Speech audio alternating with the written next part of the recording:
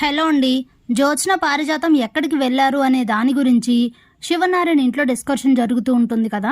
నేనేం చెప్పలేదని జ్యోత్స్న చెప్పేసరికి పారిజాతం అదేంటి ఎందుకలా క్రాస్ క్వశ్చన్లు వేస్తున్నారు, నేను హాస్పిటల్కి వెళ్ళానని అయితే కవర్ చేస్తుంది. ఇంతలోనే తన చేతిలో ఉన్న రింగ్ అయితే కింద పడుతుంది. ఆ రింగ్ చూసి ఎక్కడిది ఏంటి అని అడిగితే నేను కొనుక్కున్నానని చెప్తుంది. కానీ సూరజ్కి మాత్రం అది మాలిని ఉంగరం అని డౌట్ వస్తుంది.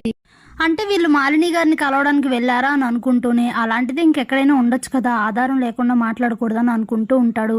ఇక అందరూ అక్కడి నుంచి అయితే వెళ్ళిపోతారు. ఇక అలా 2 రోజులు అయితే గడుస్తుంది.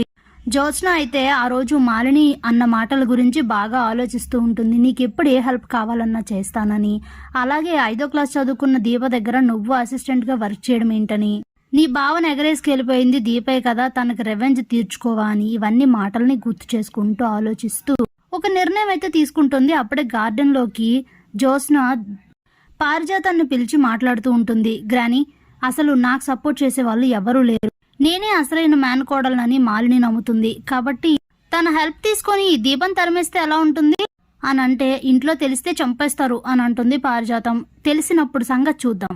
ఈలోగా మాలిని హెల్ప్ తీసుకొని దీపని CEO ప్లేస్ నుంచి అలాగే బావ జీవితంలో నుంచి తరిమేసామనుకో సూపర్గా ఉంటుంది.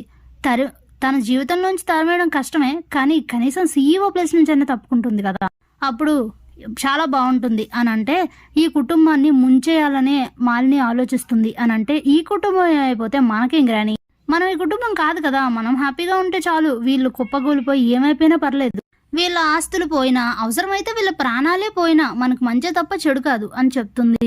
ఇక ఆ ప్లాన్ అమలు చేద్దాము, తనతో మాట్లాడదామని అనుకుంటారు ఇద్దరు. ఇంతలోనే ఈ మాటల్ని అప్పుడే శివనారాయణ ఇంటికి వచ్చిన దాస్ అయితే పక్క నుంచి వింటాడు. ఇంత పెద్ద ప్లాన్ వేస్తారా, మీకు ఇన్ని రోజులు ఇంత మంచిగా చూసి కన్న కూతుర్లా చూసినా ఇన్నాళ్ళు పెంచిన కుటుంబానికి హాని చేయాలని చూస్తావా, అయితే నీ గురించి అందరికీ తెలియాల్సిందే అని చెప్పి ఈ లోపలికి వెళ్ళి శివనారాయణ గారిని పిలిచి, తను మీ అసలైన మనవరాలు కాదు జ్యోత్స్న, నా కూతురు అని చెప్తాడు.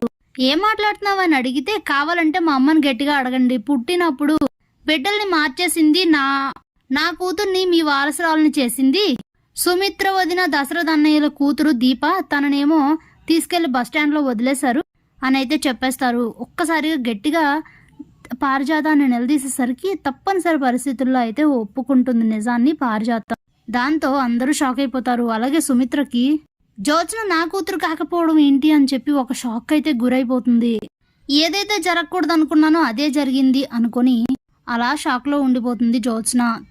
శివనారాయణ ఆవేశానికి అంతులే ఉండవు. Thanks for watching.